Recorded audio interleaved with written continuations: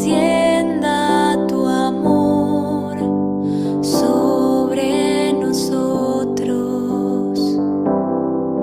Señor, que descienda tu amor sobre nosotros. La palabra del Señor es recta y Él obra siempre con lealtad. Él ama la justicia y el derecho, y la tierra está llena de su amor. Señor, que descienda tu amor sobre nosotros. Los ojos del Señor están fijos sobre sus fieles, sobre los que esperan en su misericordia, para librar sus vidas de la muerte y sustentarlos en el tiempo de indigencia. Señor, que descienda tu amor sobre nosotros. Nuestra alma espera en el Señor. Él es nuestra ayuda y nuestro escudo. Señor, que tu amor descienda sobre nosotros, conforme a la esperanza que tenemos en ti. Señor, que descienda tu amor sobre nosotros. Señor, que descienda tu amor sobre nosotros.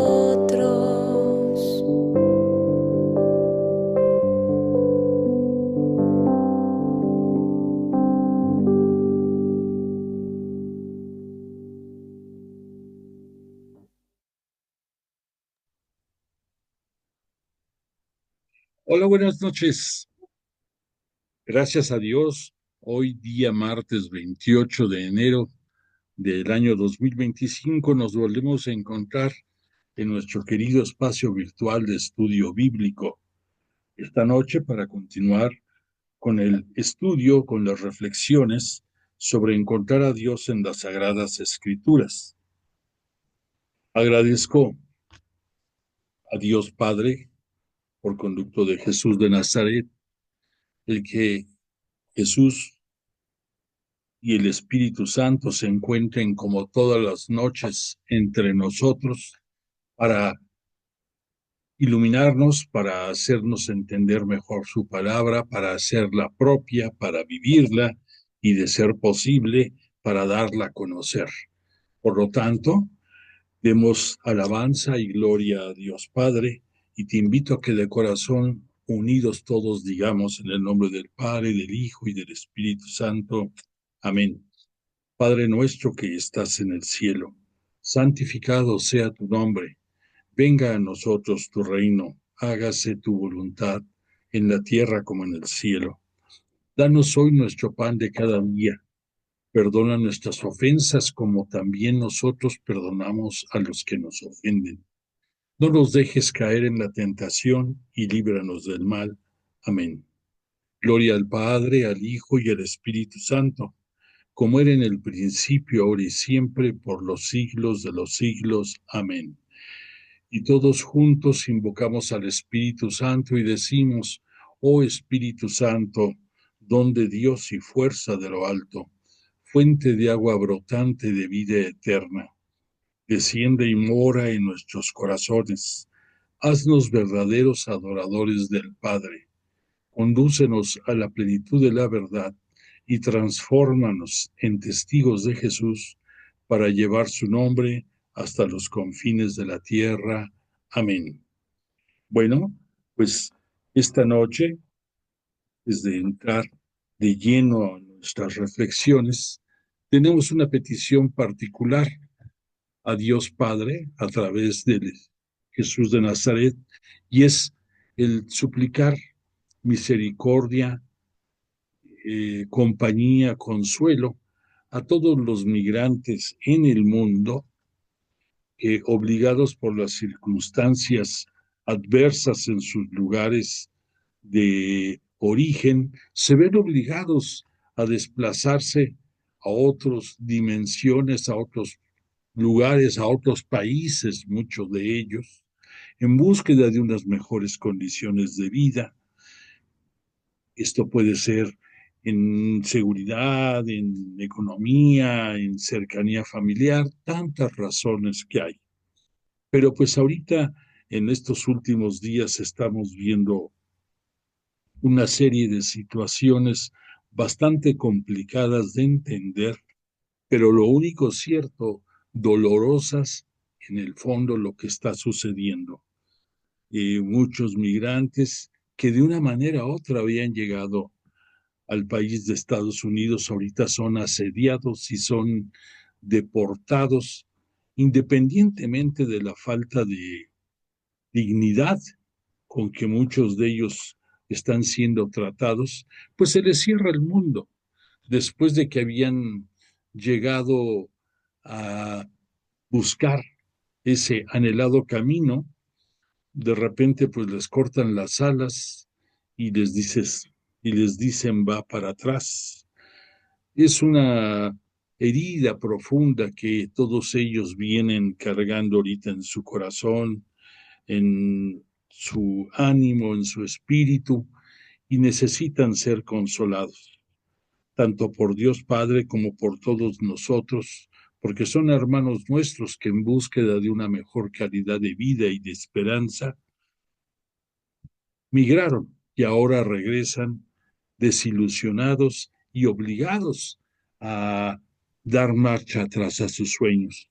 Que Dios les ayude a ellos en su integridad, en la armonía en su corazón y sus familias, a todos nosotros que nos impulse a buscar la mejor fraternidad hacia ellos, en entenderles, comprenderles, poderles ofrecer alguna alternativa de trabajos dignos que los sostengan aquí en este país nuestro, pero sobre todo que se manifieste la misericordia entre todos, porque a fin de cuentas recordemos que la iglesia es una barca y en esa barca todos vamos.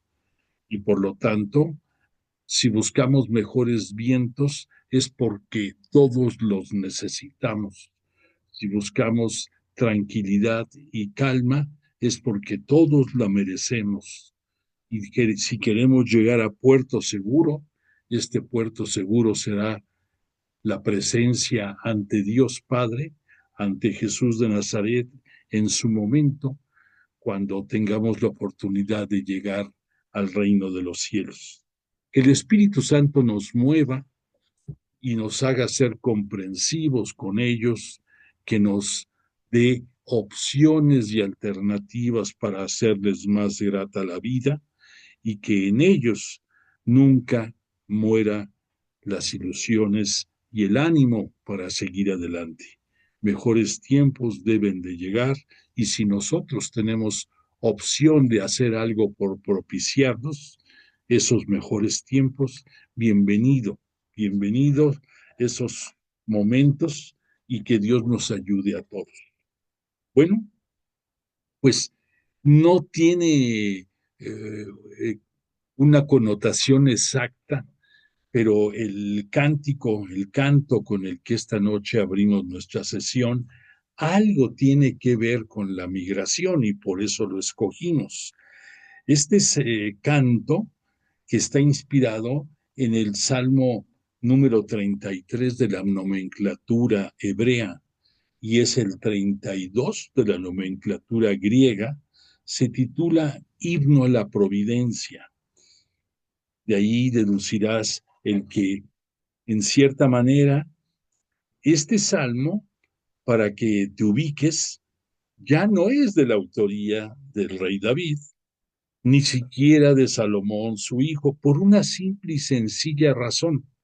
la constitución del Salterio, que se le llama así al conjunto de los 150 salmos, que están todos en el libro de los salmos, en la Biblia, en la Sagrada Escritura, se redactó, se elaboró más o menos por los años 550 antes de que llegara Jesús a este mundo. O sea, ubiquémonos. Este salmo está constituido por conceptos cuando estaban regresando del destierro los judíos, después de haber estado en cautiverio en Babilonia, sometidos por casi 50 años bajo el orden y terror de Babilonia.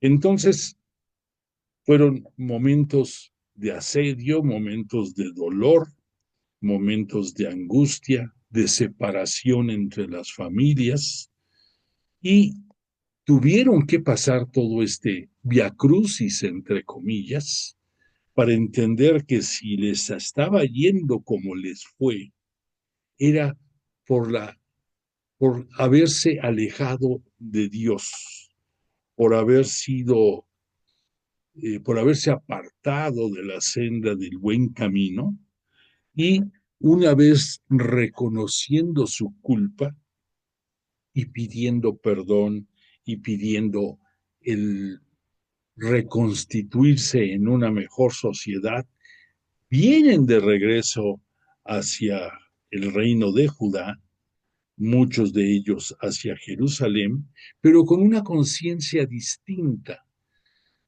todos sabedores de que si no ven unos por otros, si no se alientan unos a otros, si no se cuidan entre ellos, se puede correr el riesgo de volver a caer en estos baches que nada bueno dejan.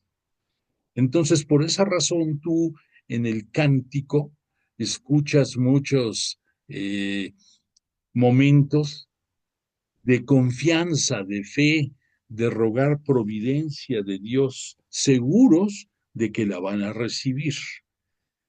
Pero entonces, repito, aunque no se les consideró a este pueblo de Israel migrantes porque ellos no se fueron por su voluntad, sino que fueron obligados, tristemente sí las experiencias vividas corresponden a lo que muchos de los modernos migrantes en todo el mundo viven, y por lo tanto pues son dignos de misericordia, de compasión, de compañía, de aprecio, de abrazarles, de poderles ver a los ojos, de poderles compartir tu propio pan y el escucharlos e impulsarlos a seguir adelante. Entonces, le pedimos a Dios Padre, por la misericordia de Jesús de Nazaret, que les ayude a todos los migrantes del mundo y que hagamos todo lo que debemos de hacer por remediar estas tristes situaciones. Que así sea. Bueno, pues ahora te quiero comentar que dentro del estudio de encontrar a Dios en las Sagradas Escrituras que hemos estado siguiendo durante los últimos tiempos, hemos tocado muchos puntos que además de que nos enriquecen en nuestro conocimiento, nos dan un impulso para hacer de ellos un tema de vida, un tema de vida diaria. Por lo tanto, recordemos que a esto le decimos nosotros enseñanzas pastorales, porque Jesús, el pastor eterno, que conduce hacia verdes praderas y hacia aguas tranquilas, y nos libera y nos libra y nos acompaña en las cañadas por oscuras que sean, y nos conduce como buen pastor. Todo eso, si lo apreciamos, si lo hacemos propio y si lo vivimos, se convierte en una enseñanza pastoral. Entonces, todos los temas que hemos estado analizando en estos últimos tiempos llevan ese sentido, llevan ese enfoque, que tú, que yo, que todos juntos podamos entender la palabra de Dios y que hagamos de ella, por la gracia de que Jesús de Nazaret nos la dio a conocer durante su ministerio público aquí en este mundo, inaugurando los tiempos de la plenitud, que hagamos de esa palabra una fuente de vida, que hagamos de ella un manual, pudiéramos decir, una especie de guía que nos permita vivir, por un lado, el reino de Dios desde este mundo y, por otra parte, afianzados en la fe a Jesús de Nazaret, por la misericordia que Él nos tiene de haber entregado hasta la última gota de su sangre en la cruz por redimirnos del pecado, y que después, gracias a la acción del Espíritu Santo y por mandato de Dios Padre, se da esa resurrección gloriosa y asciende a los cielos para ser glorificado. Y en esa glorificación, como parte de ella, recibe mayor cantidad de Espíritu Santo y le pide a Dios Padre lo envíe a sus apóstoles el día de Pentecostés, dando un nacimiento formal a nuestra única y santa Iglesia Cristiana Católica. Pues el Espíritu Santo, desde ese momento, en todos nosotros, discípulos de Jesús, tiene una importancia relevante, porque recordemos que ese círculo, pudiéramos decir, ese círculo de vida espiritual, imagínate, en la parte más elevada está la Santísima Trinidad, y hablemos concretamente de Dios Padre, y de Él va a emanar a través de Jesús de Nazaret su voluntad, su palabra, su voluntad, pudiéramos decir, en toda nuestra vida, y nosotros a través del Espíritu Santo la vamos a escuchar, la vamos a asimilar, la vamos a hacer vida, vida diaria. Y para regresar hacia Dios Padre, vamos a utilizar a Jesús de Nazaret como nuestro primer paráclito, como nuestro primer defensor. El Espíritu Santo, como el propio Jesús nos los presentó, es el segundo paráclito que nos lo envía y deja entre nosotros hasta el final de los tiempos. Entonces, recalcamos mucho esto porque tenemos que tenerlo tatuado en el corazón. ¿Cuál es el camino? ¿Cuál es el conducto? ¿Cuál es la acción? ¿Cuáles son las vías por las que nos llega la palabra divina?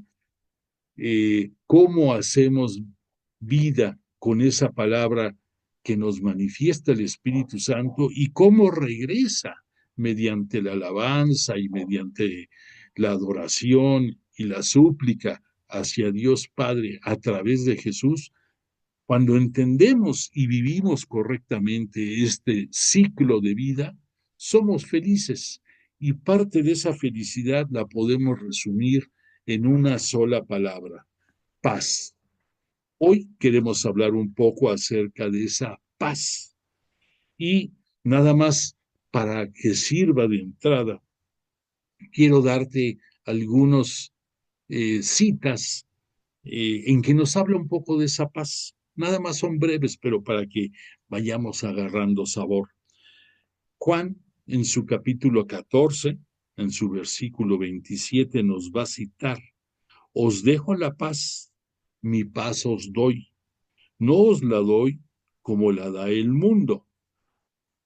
Recordemos aquí en la fórmula que nos está manifestando Juan, la palabra mundo debemos de entenderla como todo ese conjunto de habitantes que moramos en el mundo. La palabra morar significa, va relacionado a morada. Por eso Jesús en un momento dado nos va a decir, mi Padre en el cielo tiene muchas moradas. La palabra morada es para que tú llegues y vivas ahí, que mores ahí. Por eso aquí Juan, el sentido que le da a la palabra mundo es así. Por lo tanto, la paz que Jesús nos deja, la paz que Él nos da, no nos las da como la da el resto de la humanidad, para quedar más claros. Luego, por ejemplo, San Pablo, en varias de sus, no va en varias, en todas sus epístolas, nos va a hablar mucho acerca de la paz. Por ejemplo, en Gálatas, en su capítulo 5, en su versículo 22, nos va a decir, el fruto del Espíritu es amor, alegría, paz. Aquí ya lo podemos entender nosotros mejor. El Espíritu es el Espíritu Santo. Y el Espíritu Santo, al hablarnos, nos propicia amor, nos propicia alegría, nos propicia paz, entre otros dones. Es por Él que podemos vivir en gracia y con felicidad en este mundo. Luego, en la epístola a los Romanos, también Pablo nos va a citar en su capítulo 14, en el versículo 17, nos va a decir, el reino de Dios es justicia y paz y gozo en el Espíritu Santo. Y aquí ya vemos cómo después de que Jesús terminó su gloriosa carrera en este mundo, su vida ministerial, nos dio a conocer conceptos que ya se van manejando con más frecuencia. Aquí Pablo ya nos habla del Espíritu Santo, ya no solamente del Espíritu, como lo conocían en el Antiguo Testamento, como el Espíritu de Dios, como el Espíritu Divino, sino ya aquí nos precisa el Espíritu Santo, ese integrante de la Santísima Trinidad que Jesús nos presentó. Y todavía para rematar, vamos a una última cita, perdóname, de la epístola a los Romanos, en su capítulo 15, en su versículo 13, en que nos cita, el Dios de la esperanza os colme de todo gozo y paz en vuestra fe, hasta rebosar de esperanza por la fuerza del Espíritu Santo. De nuevo, Pablo aquí nos vuelve a citar al Espíritu Santo como fuente de gozo y de paz. Por lo tanto, si todo esto fuera poco, por favor, ¿hay alguien que tiene un micrófono abierto? Por favor, ciérralo para que no se nos vicie la clase, si son tan amables. Entonces, Jesús, ya dentro de su ministerio público, la parte central de su mensaje nos lo citó Mateo en el capítulo 5, en el versículo 9. Esta cita de Mateo, para que te ubiques, es la narrativa de las bienaventuranzas que Jesús nos dio a todos. Y en pocas palabras, aquí Mateo nos lo resume de esta forma: bienaventurados los que hacen paz, porque ellos serán llamados hijos de Dios. Aquí, en algunas versiones bíblicas, en lugar de los que hacen paz, es muy común que se diga los que trabajan por la paz. Entonces, los dos términos son buenos. Entonces, las bienaventuranzas del Evangelio no solamente es un hermoso programa de doctrina de Jesús, ni la esencia de su enseñanza de vida, sino que son el autorretrato mismo del propio Jesús. Si habló así, es porque primero él había vivido ese programa de vida. Por lo tanto, Jesús es el arquitecto de la paz. Pero, ¿qué debemos de entender por la palabra paz? Y eso es, te lo pregunto a ti, no me respondas, pero para ti, ¿qué significa paz?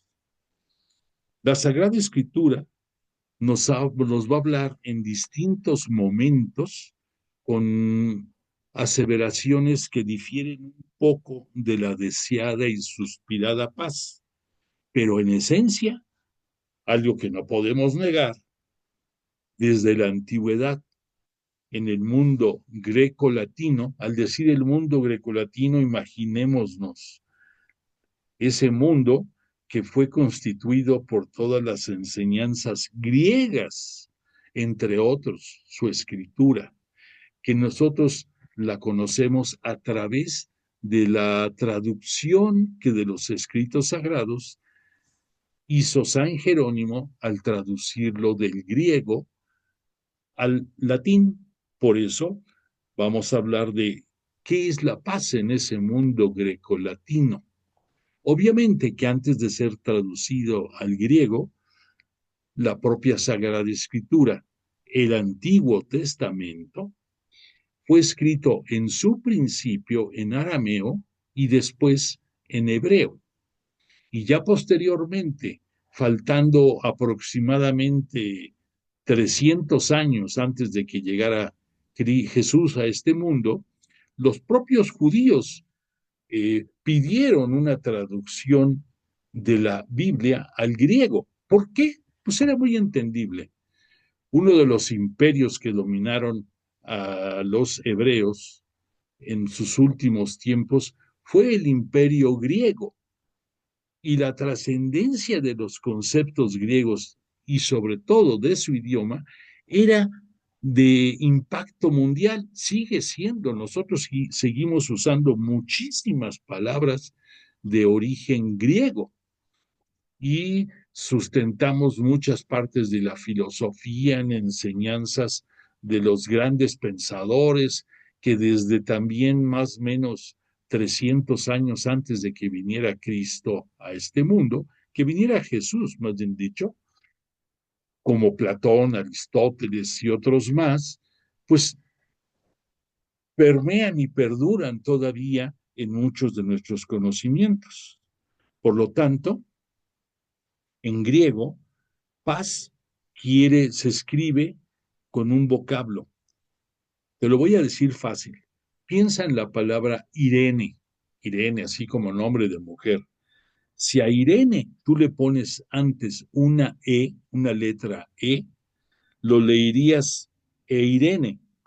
De acuerdo al griego, se acentúa en la mitad de la palabra, entonces sería Eirene. Y esto mismo en latín significa paz. En latín, la palabra paz, en lugar de Z, lleva una X, pax. Pero, ¿qué es la paz? La paz es un estado opuesto a la guerra, en esencia. La paz es ausencia de sentimientos de hostilidad. En la era de Augusto, la paz romana llevaba consigo una cierta seguridad legal. Tú dirás, bueno, ¿y quién es Augusto? Te lo pongo fácil. Augusto fue el primer emperador romano. Su nombre era Octavio, o para algunos Octaviano. Al asumir el puesto de emperador, adquirió la denominación de Augusto. Y esa palabra de Augusto va a prevalecer por mucho tiempo como un atributo de señorío, como un atributo de gloria entre los emperadores romanos. Poco después, ya con el advenimiento de otros emperadores, como por ejemplo, eh, Tiberio, que fue el emperador que estuvo en el tiempo en que Pilatos condenó a muerte a Jesús de Nazaret, existe otro adjetivo común que es de César. Entonces, en pocas palabras, Augusto y César eran adjetivos con los cuales se reconocían a los emperadores romanos en un principio. Entonces aquí nos habla que en esos tiempos de los primeros emperadores romanos, el decir que había paz era una sinónimo de una paz romana, de una paz al estilo romano, que llevaba una seguridad legal. Posteriormente, ya con el advenimiento del tiempo, fueron llegando otros eh, emperadores que cambiaron drásticamente las cosas. Olvídate de la paz que estamos hablando ahorita. Piensa, por ejemplo, en un Calígula, piensa en un Nerón, piensa en un Claudio, ya emperadores despiadados, déspotas, que nada tenían que ver con estos principios primeros de la paz romana. Y al contrario, la fuerza de su imperio se sostenía en la guerra, la fuerza de su crecimiento era dado por su, por su crueldad manifiesta, que era una manera de crear pánico y de mantenerse como dueños del mundo antiguo. Y así, pues, el pueblo de Israel, después de los griegos, cayeron en el dominio del imperio romano. Entonces, es increíble. Realmente, si tú te pones a analizar el pueblo hebreo, que tanto nos habla de paz, ha sido el pueblo que menos la ha disfrutado. El colmo es el nombre de la ciudad de Jerusalén. Jerusalén significa ciudad de paz. Y pues bueno, deseamos que la conozcamos así, la tres veces santa Jerusalén. ¿Y por qué tres veces santa? No porque sea muy santa, sino porque en ella se encuentran arraigados los de los principales templos de las tres grandes religiones monoteístas. Citamos aquí al cristianismo, al judaísmo y a los seguidores del Islam. Las tres religiones son las tres religiones que reconocen un solo Dios y que solamente a Él se le da culto. Y las tres, dentro de la ciudad de Jerusalén, tienen templos emblemáticos que son la gloria de cada uno en su religión. Pero es increíble que esta, por eso es tres veces santa, Jerusalén. Pero es increíble que en esta ciudad, que significa ciudad de paz, sea la ciudad que menos paz ha tenido en el devenir de la historia, porque además de tantas guerras que les ha tocado padecer, han sido víctimas de invasiones de muchos imperios. Podemos hablar aquí de los últimos tiempos, ya citamos a los romanos y a los griegos, pero eso agrégale tú los persas, agrégale también los babilonios, agrégale algunos naciones orientales, que todas han invadido Jerusalén. Tiene un imán Jerusalén para todos los grandes imperios de dominarlo, de asediarlo, de controlarlo. Y pues no vayamos tan lejos. Ahorita todo lo que estamos viviendo tristemente es consecuencia también de las intervenciones de otros imperios que en el siglo XIX y en el siglo XX invadieron y utilizaron todos los recursos del pueblo israelí y a fin de cuentas hicieron un desbarajuste, cambiaron sus líneas limítrofes, crearon mapas distintos, asignaron eh, partes del territorio a diestra y siniestra a conveniencia de ellos, y esto ha traído como consecuencia una situación en que no puede privar la paz, en que siempre hay guerras. No vayamos tan lejos, recordemos que pues desde octubre del año 23, que se dio ese triste evento de entre el grupo de Hamas de Gaza y de la zona Palestina y el pueblo de Israel, y desde entonces es un constante bombardeo, un constante terror entre ellos. Entonces, tristemente estamos hablando de una paz que surgió en su grado más excelso en los límites de Jerusalén, y Jerusalén es el que menos ha podido gozar de esta paz y los integrantes de esta nación. Por lo tanto, te puedo decir que esta no guerra, esa paz que propone la Iglesia Cristiana Católica de la que tú y yo formamos parte, es de orden evangélico, basada en las virtudes del amor, de la caridad y de la justicia. Numerosos volúmenes resultarían si se escribieran todos los documentos y exhortaciones que el magisterio de la Iglesia ha emanado en los últimos 100 años sobre la paz que propone el cristianismo. Dentro de estos escritos te puedo citar para que te ubiques ayer, bueno, es otro tema, pero dentro de los escritos que surgen del Vaticano, hay muchos, niveles, pero básicamente hay dos grandes apartados. Uno, las publicaciones que el Papa, por su jerarquía y porque él decide hacernos ver su sentir y abrir su corazón hacia nosotros, lo hace. Esos escritos, la mayoría, los conocemos como escritos de motu propio, o sea, voluntad propia del Papa, que no interviene nadie. Pero hay otros en los que sí interviene el magisterio de la Iglesia, esa curia que junto con el Papa van conduciendo a la barca de la Iglesia, buscando, surcando las aguas tempestuosas de los tiempos para llegar a puerto seguro. Entonces, dentro de esos escritos ya encontramos otras categorías. Algunos son exhortaciones, otras son epístolas, así como las que hacía Pablo, más o menos. Ya entendemos cuál es la diferencia. Una exhortación es una comunicación abierta para todos.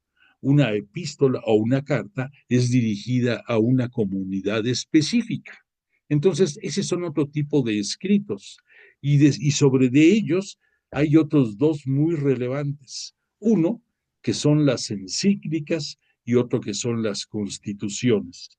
Las encíclicas son documentos también que el Papa y el magisterio de la Iglesia eh, saca, da a conocer, y son para toda la humanidad, sin importar religión, sin importar creencia. Es una invitación para todos. Ahí, por ejemplo, podrás ubicar el Papa Francisco ha sacado algunas encíclicas acerca del Evangelio, acerca del gozo de la vida, de la palabra, etcétera, etcétera. Y cuando hay escritos que comprometen a la observancia de ciertas reglas y que casi siempre son resultado de los concilios, esos son las constituciones. Y las constituciones agrupan todo lo que son disposiciones de carácter legal, de leyes. Entonces ya podemos entender más o menos cómo son los escritos. Hay un último escrito que poco se usa ya en los últimos tiempos, que antiguamente se usó más, y son las bulas, bulas con B grande, bula. En un principio las bulas, en los tiempos de la Edad Media, eran documentos en que no existía todavía el anillo papal. Ese anillo papal, para muchos documentos que se envían, se lacran, o sea, haz de cuenta, se cierra la carta y se le pone esa lacra, esa goma, y el Papa pone ahí su anillo como sello. que demuestra la autenticidad y el origen de ese escrito. Bueno, pues hace tiempo, antes de que existieran esos anillos, los documentos que emitía el Papa los conocían como bula. Y esto era porque era un círculo metálico que se le incorporaba al escrito y se le ponía un símbolo, y eso era significado que provenía de el Vaticano, que provenía de los estados pontificios, que provenía del Papa. De ahí se acuñó, se hizo común esa palabra de bula. Ahora, hoy en día, hay pocas bulas, pero ahora casi siempre son documentos que también el Papa emite para hablar sobre algunos puntos medulares y para que me entiendas claramente. Cuando se anunció el jubileo de este año 2025, para que se emitiera en el año de 2024, el Papa Francisco emitió una bula en la cual mencionaba que se iba a hacer este año santo, qué se requería para participar en él, cuáles iban a ser las indulgencias y cuáles iban a ser los procedimientos para que tú ganes todos los beneficios de este año santo, de este jubileo. Entonces ya entiendes, una bula es un documento que nos va a preparar para recibir lo que le llaman las disposiciones penitenciarias. Y esto, entiéndelo, los términos en los cuales la oficina de la penitenciaría, que significa penitencia, viene relacionado a penitencia, emite para poder ganar las, eh, pues los regalos que nos da el participar, en este caso, del jubileo. Entonces ya entendiste más o menos, a grosso modo, cómo son los documentos que se emiten del Vaticano. Bueno, pues entonces esto surgió porque estábamos diciendo que la propia Iglesia ha emitido en los últimos 100 años muchísimos escritos invitando a observar la paz. Y si ya nos quedó claro que en última instancia la paz es la antítesis de la guerra, desde el punto de vista físico, podemos entender más claramente que el problema de la paz es difícil, es acuciante, es continuo y permanente. En los momentos presentes hay aproximadamente 20 sitios en el globo terráqueo, en el mapamundi, en nuestro mundo, en que hay problemas de guerras, algunos locales, otros regionales, otros entre países, tristemente, pero imagínate que en este mundo hay ahorita más o menos 20 puntos en que hay ausencia de paz, porque hay guerra. Entonces, ¿es posible vivir algún día en nuestra historia verdadera y plenamente la paz? Hago esa pregunta, ¿es posible? La paz, para que entendamos, en el Antiguo Testamento, al hablar del Antiguo Testamento, estamos hablando antes de la llegada de Jesús a este mundo. Entonces, en el Antiguo Testamento, la palabra paz se identificaba con una palabra, shalom. Esa palabra shalom es un término que sigue existiendo y que la raíz de shalom, para que entiendas, en la lengua hebrea, inicialmente no existían las vocales.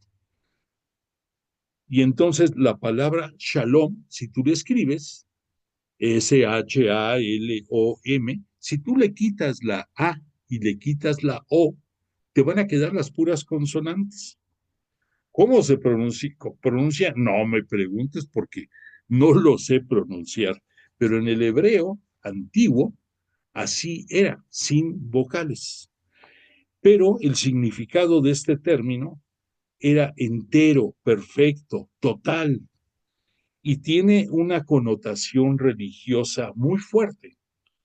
El shalom, la paz, se presenta siempre vinculado a Dios.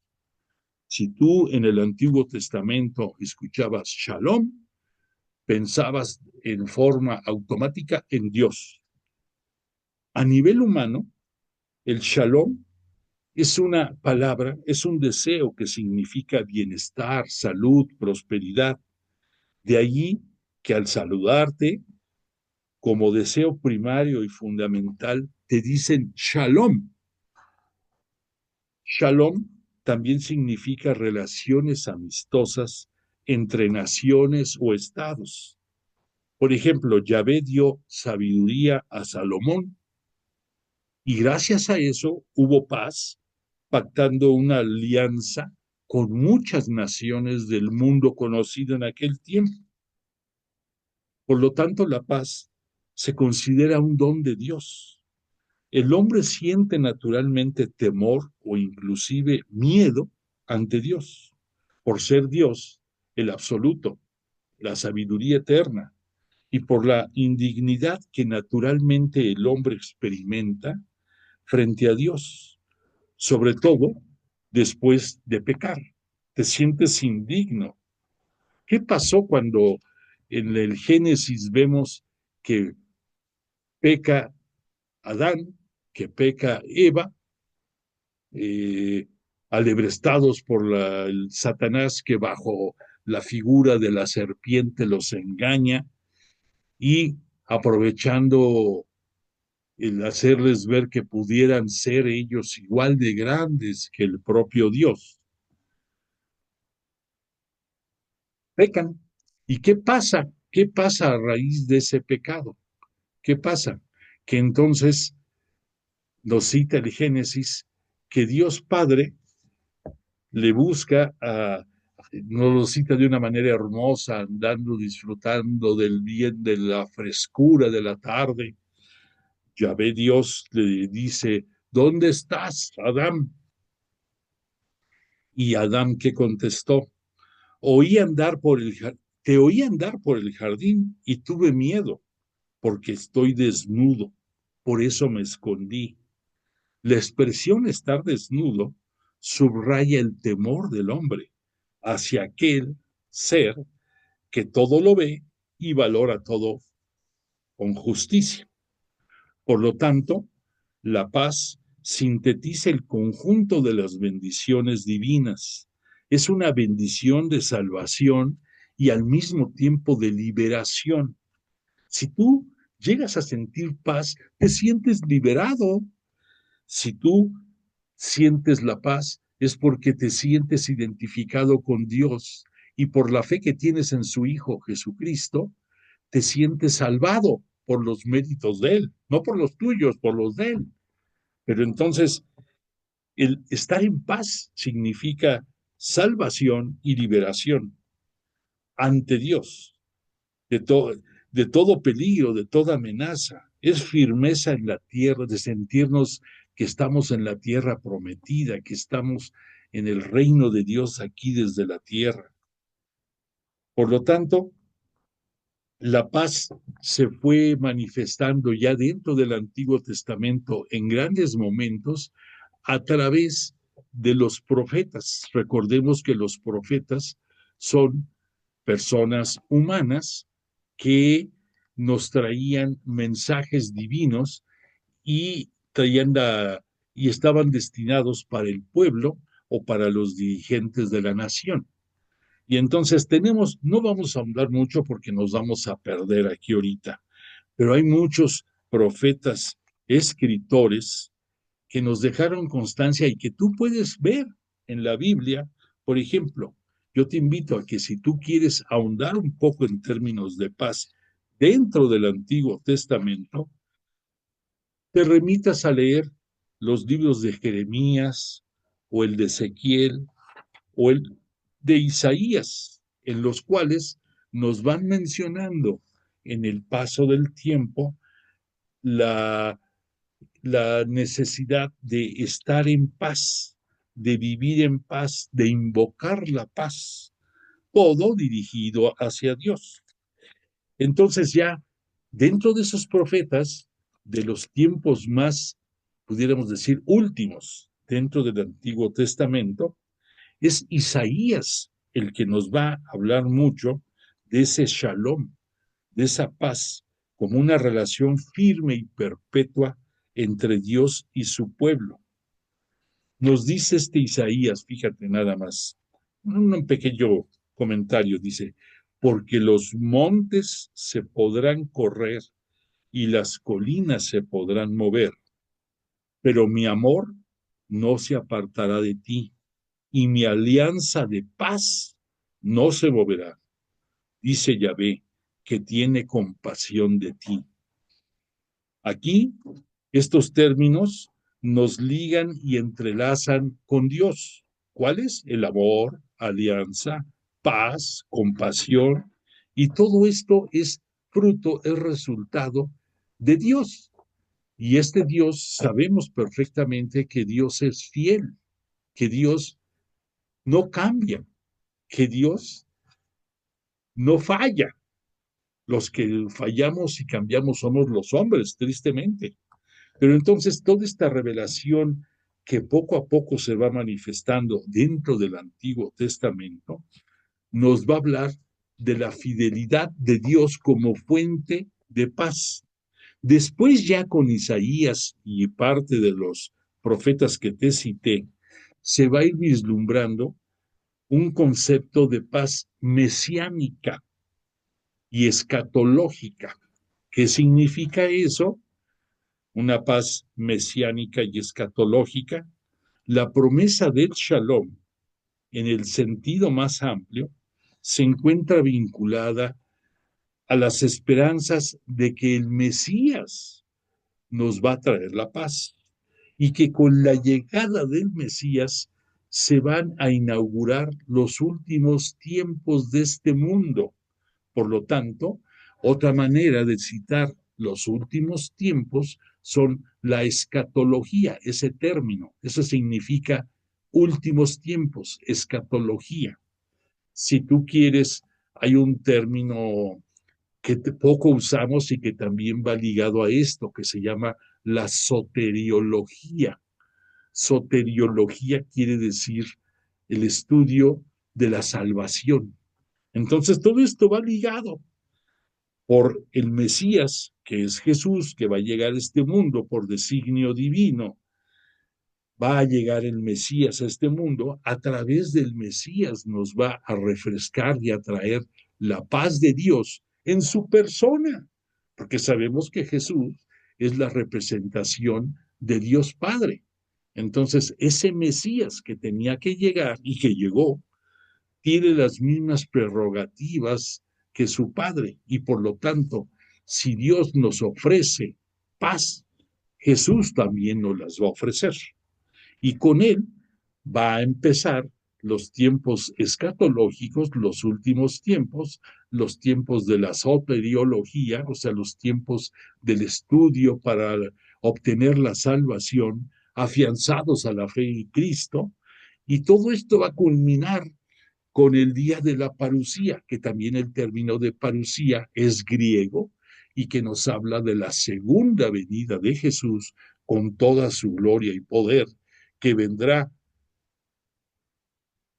en las nubes, en nubes, y tú que ya vas avanzado en tus conocimientos bíblicos, entiendes perfectamente que la nube es una de las representaciones del Espíritu Santo. Entonces, atacabitos, esa segunda llegada de Jesús en toda su gloria y poder, vendrá él a este mundo anunciado por trompetas de todos los ángeles y sobre una nube para llegar aquí a juzgar a vivos y muertos.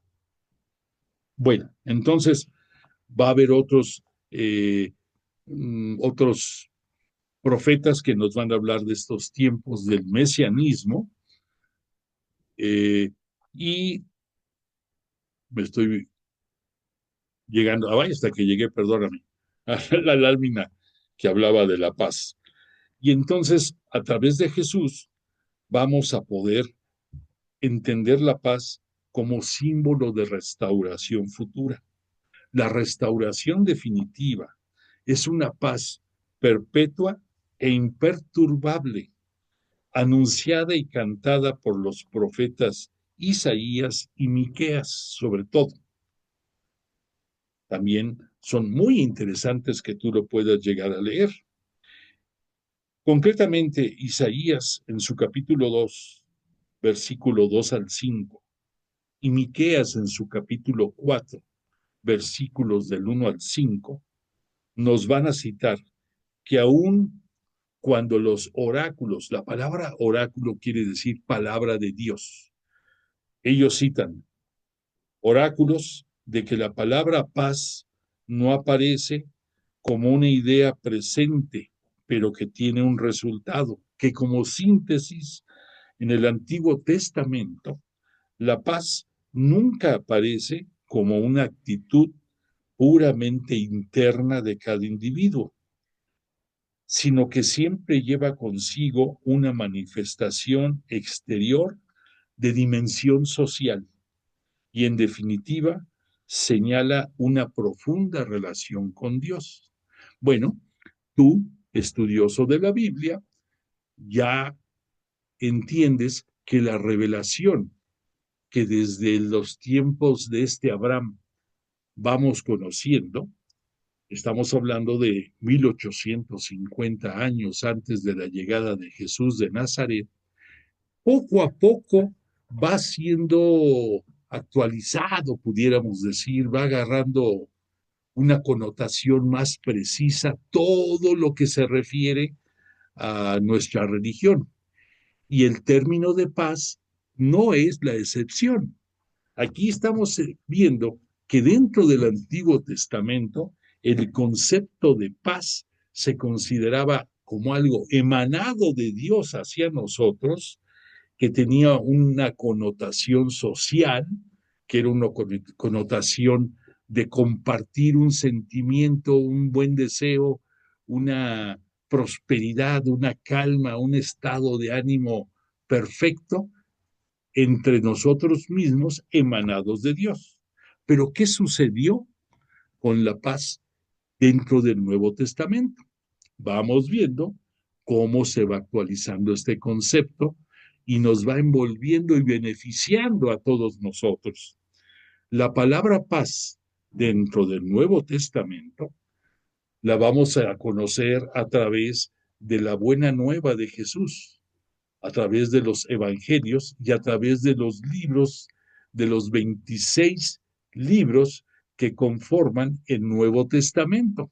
O sea, además de los evangelios, ya los demás que hemos estado estudiando, Hechos de los Apóstoles, las epístolas católicas, el Apocalipsis que nos falta por ver, todos estos 27 libros que conforman el Nuevo Testamento, en esos libros de la Sagrada Escritura, vamos a encontrar que la palabra paz aparece 92 veces dentro del Nuevo Testamento, que a excepción, fíjate, algo curioso, en la primera epístola católica de Juan, en su redacción, es el único libro de todo el Nuevo Testamento en la que no se cita la palabra paz. En los restantes 26 libros, en todos aparece la palabra paz. En los evangelios, que es lo más contundente para nosotros, 25 veces se encuentra la palabra paz. Mateo la va a decir 4 ocasiones. Marcos una vez. Esto es entendible porque sabemos que Marcos es un evangelio, pudiéramos decir, un poco sintético, con una connotación de dar ánimo a los integrantes de la iglesia cristiana radicados en Roma en los tiempos de la persecución de Nerón. Y entonces resalta algunas cosas fuertemente, otras en forma muy sucinta, y por eso nada más una vez cita la palabra paz, Marcos. Lucas, que es el evangelista de la misericordia, el evangelista del Espíritu Santo, él lo va a citar la palabra paz 14 veces. Y Juan, que es el que se dedica a enseñarnos que Jesús es el Mesías esperado y que es el auténtico y único Hijo de Dios Padre, Él nos los va a citar en su Evangelio 6 veces. Además, en el libro de Hechos de los Apóstoles, que también lo escribió Lucas, ¿recuerdas? Por supuesto, también ahí nos va a citar 7 veces la palabra paz. Pablo, en sus epístolas, en el que ya está ampliando la iglesia a nuevas latitudes, en 34 ocasiones va a hablarnos de la paz. Y básicamente en 2 epístolas va a ser gala de ese uso de ese término. En Efesios la va a usar 8 veces y en la epístola a los romanos la va a citar 10 veces. Por lo tanto, ya tenemos un margen de referencia para entender lo que significa la paz mesiánica. Al decir la paz mesiánica, nos estamos refiriendo a la paz de Jesús de Nazaret, de nuestro Cristo y Señor, ya glorificado. Entonces, la conexión íntima de la esperanza mesiánica, la paz es cantada por los ángeles en el cielo de Belén desde el nacimiento mismo del Mesías. Cuando nace Jesús, ¿qué sucede? El Señor, el Mesías, el Salvador. ¿Qué nos dice este Lucas en su Evangelio, concretamente en su capítulo 2, versículo 14?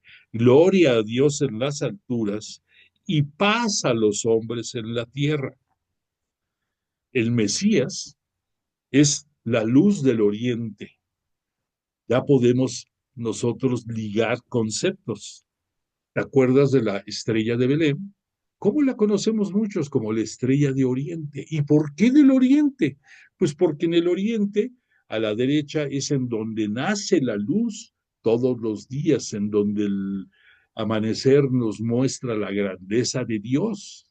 Y por lo tanto, desde que Jesús nace, por eso hay una estrella del Oriente, porque es un sinónimo de la luz que en Jesús vamos a encontrar. Es la estrella que se levanta y proyecta luz. El Oriente está relacionado con la presencia del Mesías. En pocas palabras, Él nos viene a iluminar a todos los que habitamos en tinieblas y sombras de muerte, para guiarnos nuestros pasos hacia el camino de la paz y encontrar la luz, en pocas palabras. Y por lo tanto, Jesús es luz, Jesús es vida y Jesús es paz.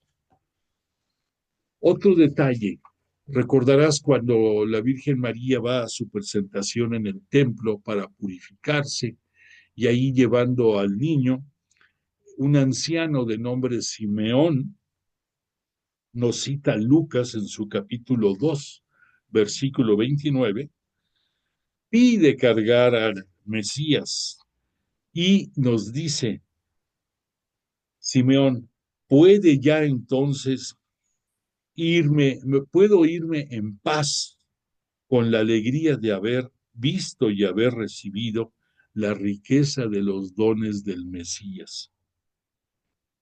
Por lo tanto, al reconocer en Jesús de Nazaret la presencia del Mesías, el pueblo canta la venida de la paz mesiánica que desciende del cielo.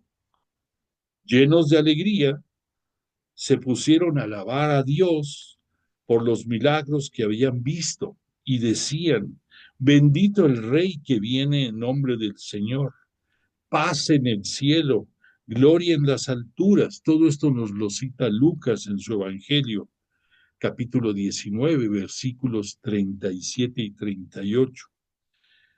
Aquí hay 3 conceptos, hay una trilogía, no estamos hablando de la Santísima Trinidad, sino una trilogía de 3 conceptos que nos pone Lucas: alegría, paz y gloria. Después, a raíz de que Jesús es el Mesías, anunciado en los escritos proféticos, va a sufrir en su ministerio público el rechazo de su propia gente. Por lo tanto, si rechazan a Jesús, rechazan la paz del Mesías. Lucas nos vuelve a citar en el capítulo 19, versículo 44, nos dice, al ver la ciudad, Jesús, al ver Jerusalén, ubiquémonos, llegó después de su entrada mesiánica, lo que conocemos el Domingo de Palmas, el Domingo de Ramos, y que nos dice Lucas, llegó hasta las inmediaciones del templo de Jerusalén, que nos dice que al ver el templo lloró. Jesús lloró. Es uno de los 3 momentos en los cuales Jesús dentro de su ministerio público llora.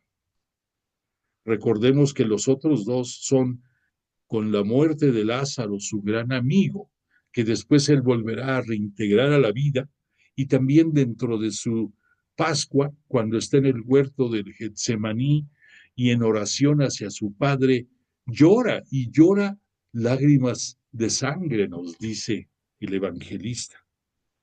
Entonces aquí Lucas dice que Jesús al ver la ciudad de Jerusalén y a ver el templo, lloró por ella, por la ciudad, diciendo, si también tú conocieras en este día el mensaje de paz, pero ahora ha quedado oculto a tus ojos, vendrán días sobre ti, porque no has conocido el tiempo de la visita. Es un oráculo, es una forma de lamento de Jesús porque no fue reconocido como Mesías y de las consecuencias que esto va a acarrear a la ciudad. Sabemos que en el año 70 va a ser destruido el templo, va a ser profanado, quemado, va a ser ultrajado de todos sus tesoros religiosos y los romanos van a empoderar ahí a la diosa Minerva como una abominación en el templo de Dios, poner una imagen de un ídolo. Bueno, pues entonces reflexionando un poco más sobre la paz de Jesús, podemos entender que a lo largo de su ministerio Jesús comunicó una paz mesiánica a 3 grandes grupos. Primero, a sus propios discípulos, después a enfermos y por último a pecadores. Como una prueba de esto, permíteme que te cite únicamente 3 pequeños ejemplos. Marcos y Lucas nos citan en sus evangelios a la hemorroísa. La hemorroísa es una mujer enferma que teniendo fe en el poder sanador del misterioso Hijo del Hombre, con una fe carismática que mueve montañas, Jesús la considera a esta mujer enferma como su hija y después nada más le dice, vete en paz. No le dice te voy a curar, sino le dice vete en paz. Junto con la paz que le da a esta mujer, le da también la curación de su enfermedad. Esto además es algo muy grande porque la hemorroísa significa en gran parte, ella no es judía, pero está representando a los dirigentes religiosos judíos. Entonces, allí está representado en esta hemorroísa y Jesús con su corazón sanador le da la paz y la cura. Después, ¿qué pasó cuando también Lucas nos cita la presencia de la pecadora que ama?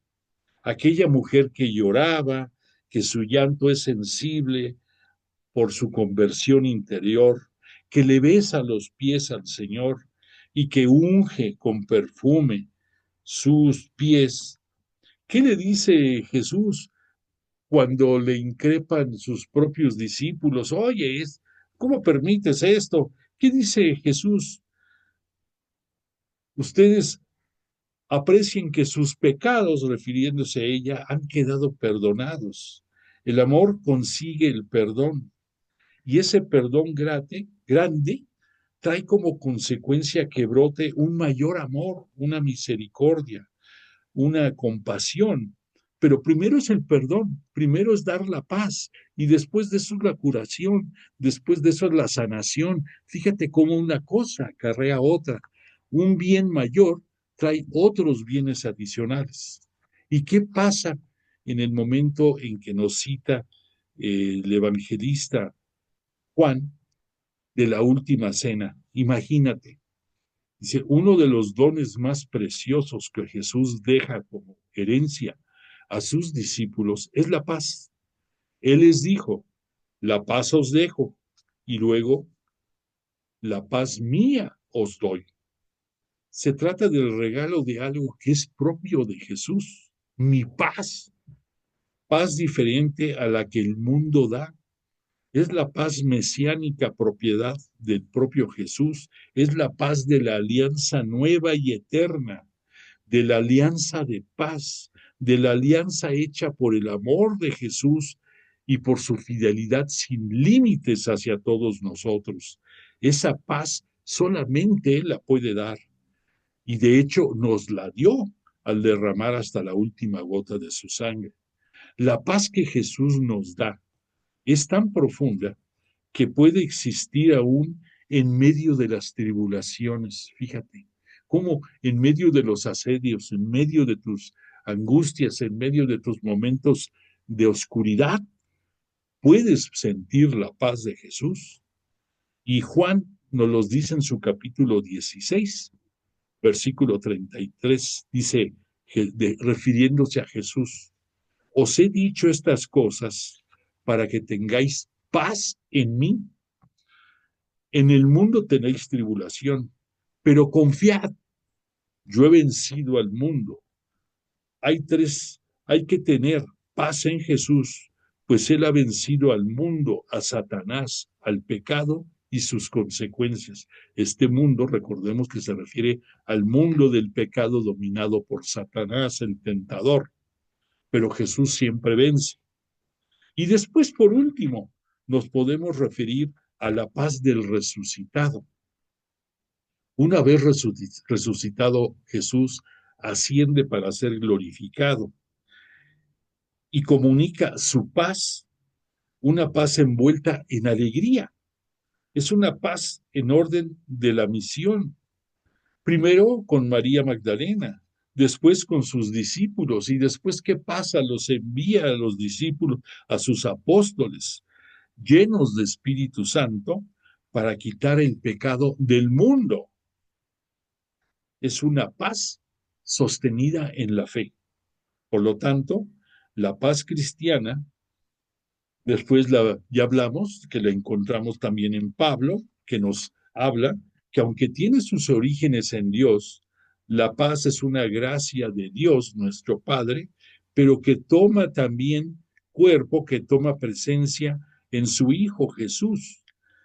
Entonces, la paz va acompañada muchas veces de misericordia.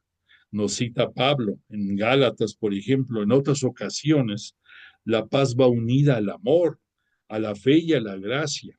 La paz debe reflejarse en la vida humana, hasta en tu matrimonio, si es que eres casado, en la vida religiosa comunitaria, si alguno de ustedes es monje o es monja de algún convento, hermana o seminarista, también ahí, hasta ahí llega la paz de Dios, la paz de Jesús hacia ti. La paz es orden, es armonía, es hermosura, es poner cada cosa en su lugar, en pocas palabras.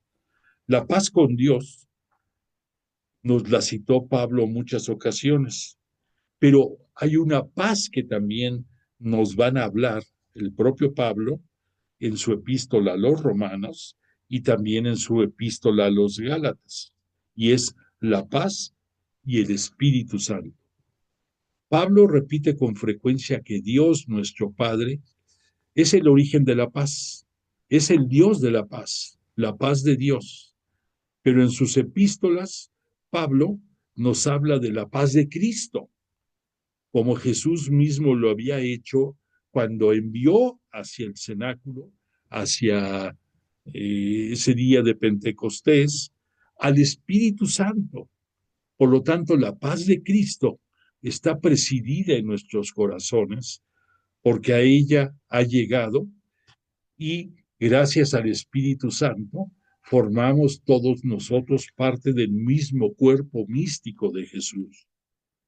Por lo tanto, la paz es un fruto de la presencia actuante del Espíritu Santo, resultado de vivir en un estado permanente de gracia, que es la amistad filial con Dios. Tú, yo, todos los que estudiamos Biblia, que sabemos que es por el Espíritu Santo que vamos a escuchar a Dios Padre y a Jesús de Nazaret, entendemos con toda claridad esto. Por eso podemos decir que la paz del Espíritu Santo es la paz de Cristo, es nuestra paz y es la paz de Dios. Un texto importante para el mundo es lo podemos entender en la epístola a los Efesios. Ahí Pablo nos dice, porque Él, refiriéndose a Jesús, es nuestra paz, el que de dos pueblos hizo uno, de todos los que había de la antigua alianza y los de la nueva alianza, nosotros integrantes del nuevo pueblo de Dios, derribando un muro divisorio, la enemistad, y a través de una sola carne, la ley, con sus mandamientos y sus decretos, se crea en sí mismo uno solo, un solo hombre nuevo, haciendo las paces. Jesús nos vino a anunciar que la paz está con nosotros y esa paz que estaba lejos, ahora está cerca, ahora es más, está dentro de ti, gracias al Espíritu Santo, gracias a Jesús, gracias a Dios. Entonces, date cuenta cómo esa paz que en el antiguo únicamente la relacionaban de Dios hacia el mundo, ha llegado a cobrar la exactitud en nuestros últimos tiempos, porque ahora es a través del Espíritu Santo que esa paz de Dios mora en tu corazón, mora en ti. Solamente Cristo Jesús puede comunicar la perfecta paz y obrar la reconciliación en tu corazón y en el corazón de los pueblos. Solo puede crear Jesús un hombre nuevo por su sacrificio en la cruz, y solo por él podemos tener acceso al Padre en un mismo espíritu, todos. Por lo tanto, permíteme que te hable de una exhortación a la unidad por la paz. El apóstol Pablo, pide a los efesios que practiquen la humildad, la mansedumbre, la paciencia, la tolerancia, poniendo empeño en conservar la unidad del espíritu con el vínculo de la paz. La paz es, como el vínculo, el lazo que da unidad a todo lo demás. La paz verdadera supera los niveles humanos de nuestra razón. Y la paz de Dios, que supera todo conocimiento, custodiará nuestros corazones, y nuestros pensamientos en Cristo Jesús. Por lo tanto, permíteme, a manera de conclusión de este tema sobre la paz, decirte que la paz es como la síntesis de las bendiciones divinas. Es uno de los grandes dones de la era mesiánica que Jesús nos trajo. Hay que implorar de Dios la paz, hay que vivirla y comunicarla. Debemos ser instrumentos de la paz de Dios, de la paz de Cristo, de la paz del Espíritu Santo. Dios es paz. Jesús es nuestra paz. Jesús fue el arquitecto de la paz. Los que hacen la paz y que comunican paz como Jesús serán verdaderos hijos de Dios paz. Qué bonita descripción esta, ¿eh? Así como decimos de Dios Padre, aquí nos dice el Padre Carrillo, refiriéndose a Jesús, Jesús arquitecto de la paz, que hace la paz y comunican paz y que nos hace ser hijos de Dios paz. Dar la paz comunica la paz de Jesús, es obrar una nueva creación, hacer hombres nuevos. en el cuerpo, en el alma, en el espíritu. Jesús sanó enfermos del cuerpo y del alma, perdonó los pecados, dio vida a los muertos. Jesús, por lo tanto, te rogamos, te pedimos, te suplicamos, Jesús, haznos instrumentos de tu paz, como escuchamos en la oración de San Francisco de Asís. Bueno, pues estaba en lo cierto San Francisco. Haznos instrumentos de tu paz. La paz viene de dentro de ti, de tu corazón, de tu alma, de tu espíritu. La paz de donde Dios está dentro de nosotros, en nuestro interior, gracias al Espíritu Santo, que es manantial de paz. La paz no se inyecta, sino que brota de la presencia de Dios Trino, o sea, de Dios Padre, Dios Hijo y Dios Espíritu Santo en nosotros. No debemos buscar dentro de nosotros únicamente la fuente de nuestros conflictos, de nuestros problemas, de nuestras angustias. Debemos de buscar a Dios, solución de todos nuestros problemas, solución de todas nuestras angustias, solución de todas nuestras tribulaciones. Sin embargo, esto no es un acto de magia, es un proceso. Hay que procurarlo. La victoria está ya ganada, nos dice Juan en su capítulo 16, versículo 33. Ese proceso lo tenemos que vivir día con día. ¿Cómo? Viviendo las enseñanzas de Jesús de Nazaret, que en sus evangelios los tenemos contemplados. Vivirlo, sentirlo, aprovechar que nos hizo hermanos suyos e hijos de Dios Padre, que gracias a que nos fuimos bautizados por el Espíritu Santo, por Dios Padre, Dios Hijo y Dios Espíritu Santo, estamos llenos de dones, y si esos dones en este proceso los pulimos, los hacemos carismas al servicio de los demás, vamos a estar viviendo el proceso con toda su gloria, con toda su magnificencia, con todo su poder, y entonces podemos estar seguros que la victoria de vivir el reino de Dios desde este mundo y de llegar a gozar del reino de los cielos cuando dejemos este mundo es un hecho. Por lo tanto, la paz es un don del Padre que recibimos a través de Cristo Jesús en el Espíritu Santo. Bueno, pues espero que esto te haya reafirmado tu fe en la Santísima Trinidad y que te sientas en paz, que vivas esa paz y que con alegría la compartas. Agradezco mucho a Jesús de Nazaret y a su Espíritu Santo que nos hayan acompañado como todas las sesiones esta noche.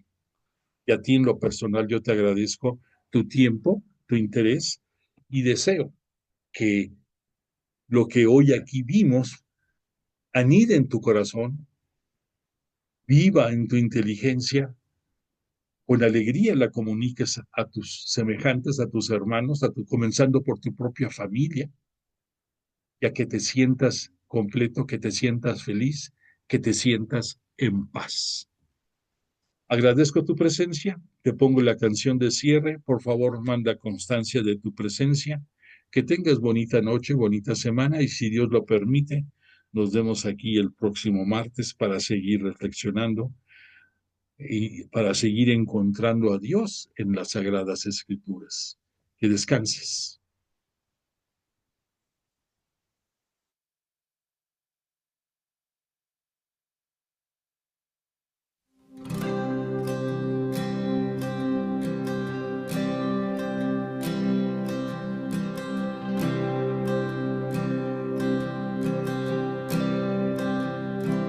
Mis alegrías y mis tristezas,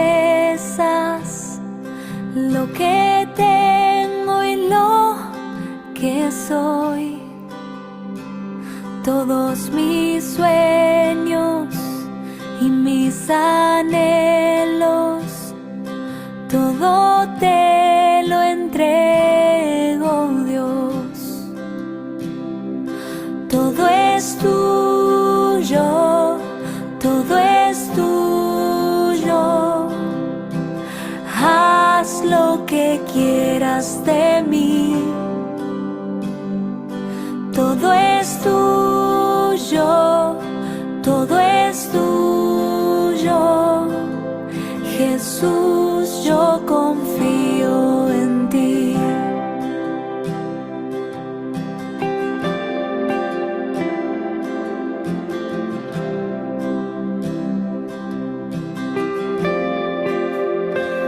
Toma mi tiempo y mis talentos, toma mis manos y mi voz, para tu gloria, para tu reino, todo